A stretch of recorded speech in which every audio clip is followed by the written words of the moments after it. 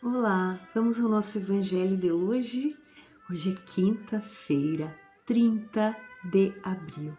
Vamos fazer a nossa prece, vamos fechar os nossos olhos, elevar o nosso pensamento a Deus, nosso Pai de amor, a Jesus, nosso mestre e amigo, nosso irmão, nosso modelo, nosso guia, a espiritualidade, nosso anjo da guarda, espíritos protetores, e agradecer por tudo que recebemos do nosso Pai, a criação, a nossa criação, do nosso Mestre, todo o ensinamento, dos espíritos amigos, a inspiração para termos bons pensamentos, tomarmos boas decisões.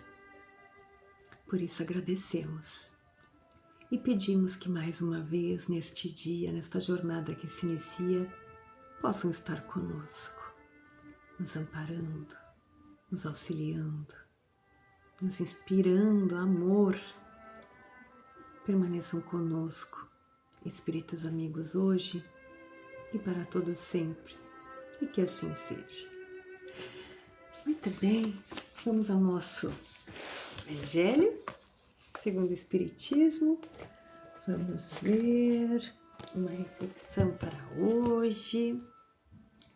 Aqui tem um lápis. Vamos ver o que nos vem? Vamos lá. Capítulo 14. Honrar pai e mãe. Ingratidão está nas instruções dos Espíritos e vai ser a ingratidão dos filhos e os laços de família.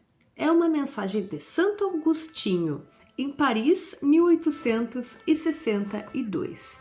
Vamos ver o que nos diz? Diz assim, item 9 do capítulo 14, portanto.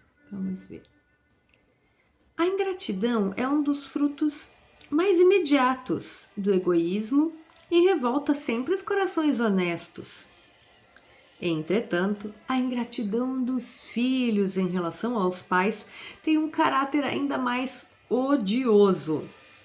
É particularmente sob o ponto de vista da ingratidão dos filhos para com os pais que faremos uma análise de suas causas e de seus efeitos.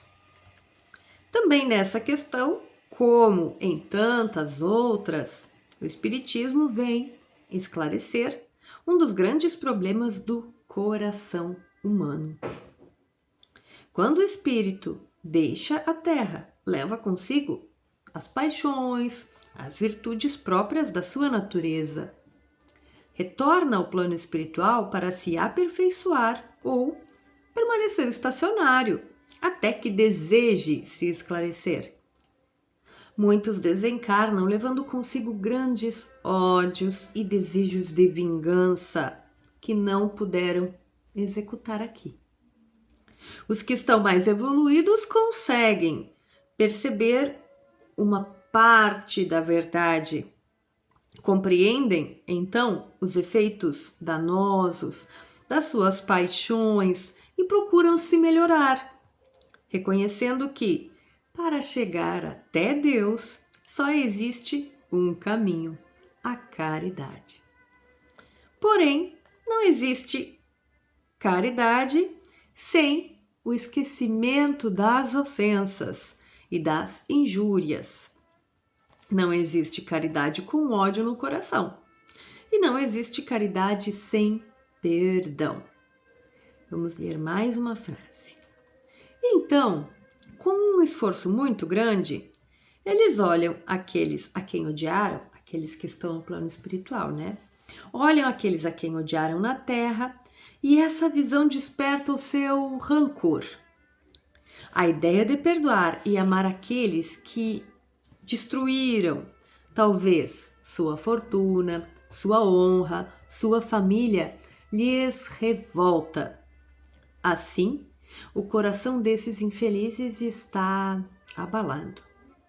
Eles hesitam, vacilam, agitados por sentimentos contrários, uma vez que o espírito toma a decisão de encarnar entre inimigos de vidas passadas, ele roga a Deus e aos bons espíritos auxílio para enfrentar e vencer a prova. Muito bem, vamos parar por aqui. É tão profunda essa mensagem de Santo Agostinho para nós, que vai falar aqui esse grande capítulo. Esse mandamento do mestre, né, o Antigo Testamento já traz os mandamentos, depois Jesus falou novamente. O honrar pai e mãe é tão importante que mereceu aqui um capítulo inteiro só para ele, dentro do Evangelho segundo o Espiritismo.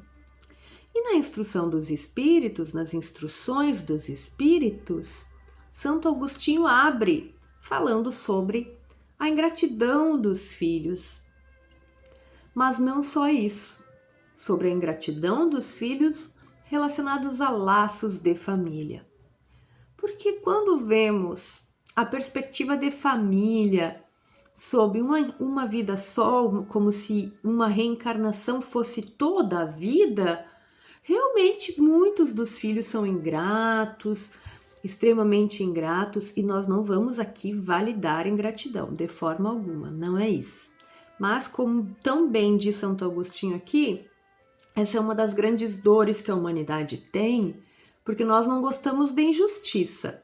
Injustiça com pai e mãe, então, é algo que nos choca.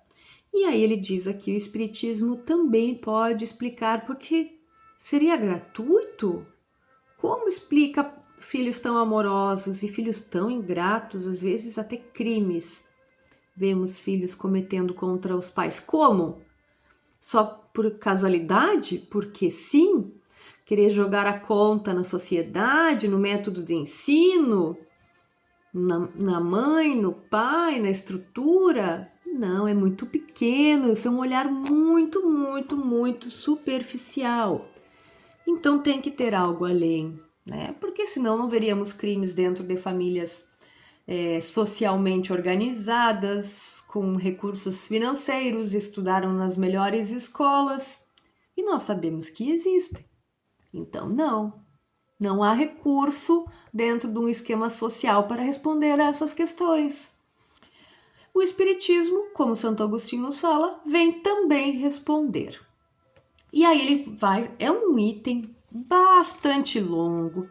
Quem quiser já saber o desfecho, pode fazer a leitura inteira, mas Santo Agostinho vai construir todo o nosso pensamento e ele começou aqui dizendo isso que nós já conversamos, sobre a ingratidão ser uma das coisas que nos machuca, mas ele vai explicar, olha, quando um espírito deixa a Terra, não vira, né? Já sabemos que não dá um salto na sua evolução.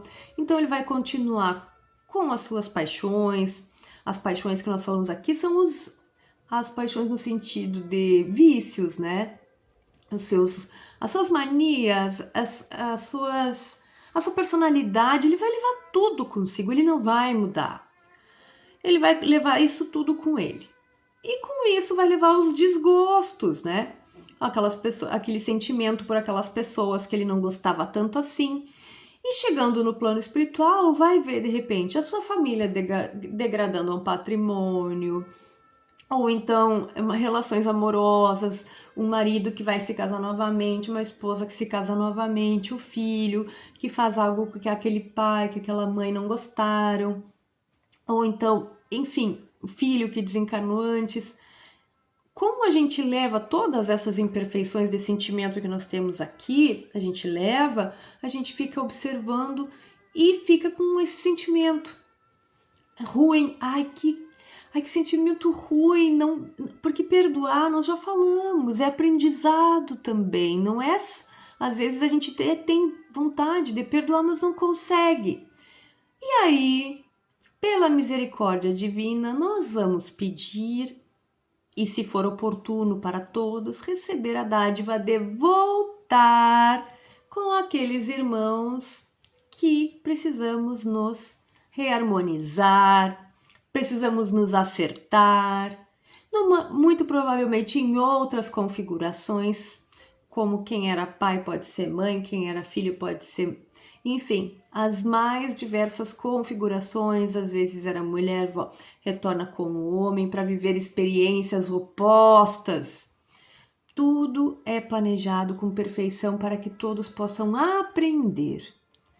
E é isso que ele começou a falar aqui. Olha o quanto nós já aprendemos.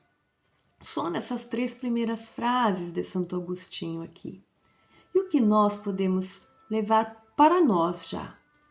Que a gente possa observar naquele familiar, de repente, que a gente não consegue se entender. Ai, não sei, às vezes a gente tenta, não sei o que tem, mas eu não consigo me entender com aquela pessoa. Ela me irrita, ela me provoca. Se parar para pensar só nesta existência, às vezes a gente vai ficar inconformado porque tem injustiça, mas a gente para pensar, opa, nós temos uma história mais longa que isso aqui que eu consigo me lembrar. Eu posso agir de forma diferente, porque muitas das vezes o que nós estamos julgando como um sofrimento nesta de um familiar me atacando, por exemplo, é um resgate de algo muitas das vezes. Isso nunca é uma regra dura, né? Estamos aqui falando em possibilidades. Eu posso estar tendo a oportunidade de resgatar algo que muitas vezes eu fiz pior para aquele irmão, porque Deus é misericordioso, ele sempre tenta organizar as formas para que a gente não sofra desmedida, né? Na desmedida. Mas muito provavelmente a gente fez pior para aquele irmão. Então que a gente passe resignado, depois de avaliar, de fazer tudo que é justo, que é correto. Então, se tivermos que passar resignados. Então começamos por aí esse item tão lindo sobre ingratidão. A ingratidão não é bonita, mas o item vai nos fazer pensar com mais maturidade, inteligência emocional sobre esse tema tão delicado, que é a ingratidão dos filhos e os laços de família. Muito bonito, né? É muito lindo. E hoje vamos ao Livro dos Espíritos, que ontem eu acabei não fazendo, me perdoem. O Livro dos Espíritos. Nós estamos no capítulo 3, já vimos a formação dos seres vivos, a formação dos mundos, e agora entramos no tema do povoamento da Terra, sobre Adão. Já vimos a pergunta 50 e hoje vamos para a pergunta 51, onde fala assim, Allan Kardec pergunta, podemos saber em que época viveu Adão? Adão, né? A figura lá da Bíblia, das Escrituras. E os Espíritos respondem, aproximadamente na época em que vocês já identificaram, ou seja, 4.000 anos antes de Cristo. Muito bem. Então eles disseram, vocês, a ciência, né, a antropologia, a história, essas ciências todas unidas, nessas essas linhas de conhecimento unidas, vocês mais ou menos já estudaram e então vocês chegaram à conclusão correta. 4.000 anos antes de Cristo viveu esta figura. Aí Allan Kardec vai falar assim, tem um comentário de Allan Kardec. O homem, que a tradição conhece por Adão, foi um dos que sobreviveram em certa região a um dos grandes cataclismos, que em diversas épocas sacudiram a superfície do planeta. Adão tornou-se o tronco de uma das raças que hoje povoam a Terra. Se o homem tivesse aparecido na Terra durante o período de Adão, somente 4.000 anos antes de Cristo, os progressos da humanidade verificados muito tempo antes de Cristo, comprovadamente pela ciência, né, teriam se realizado assim em apenas alguns séculos. As próprias leis da natureza se opõem a essa opinião. É com razão que alguns consideram Adão como sendo um mito, uma alegoria que personifica as primeiras idades do mundo. Muito bem, vamos ser assim, não vamos entrar na profundidade, em uma profundidade neste assunto. Adão é uma figura que simboliza uma das raças que hoje já povoam a Terra. Existem outras. Adão é uma delas, que sobreviveu a diversas intempéries, cataclismos do planeta que nós conhecemos. A ciência já provou isso, descobre coisas novas todos os dias. E Adão é uma figura simbólica que representa uma fase da humanidade. Existiu antes, já existia planeta, já existiam animais, já existiam homens, mas a partir dali que nós vamos começar a analisar a raça humana. Por isso que ele é, sim, para nossa história aqui, um marco simbólico que tem sua importância, ninguém está desfazendo da figura do Adão, não como na forma literal, literalmente falando, foi assim que aconteceu, Deus fez, não. Mas sim, tem toda a sua importância como uma figura que marca o início de uma fase, da fase onde podemos entender o humano como nós, né? Como uma figura ali que já pensa, já toma decisões, isso tudo vai se explicar com o tempo, nós vamos entender. E foi uma das raças, é um exemplo que foi usado, porque existem outras. Muito bem, vamos encerrar então? Fechando os nossos olhos e agradecendo a Deus mais uma vez a oportunidade bendita da vida, deste dia e deste momento que tivemos de estudar um pouquinho, refletir um pouquinho. A tua palavra, mestre e amigo, a tua lei, Pai. Fiquem conosco, espíritos amigos, hoje para todos sempre e que assim seja. Tchau, tchau.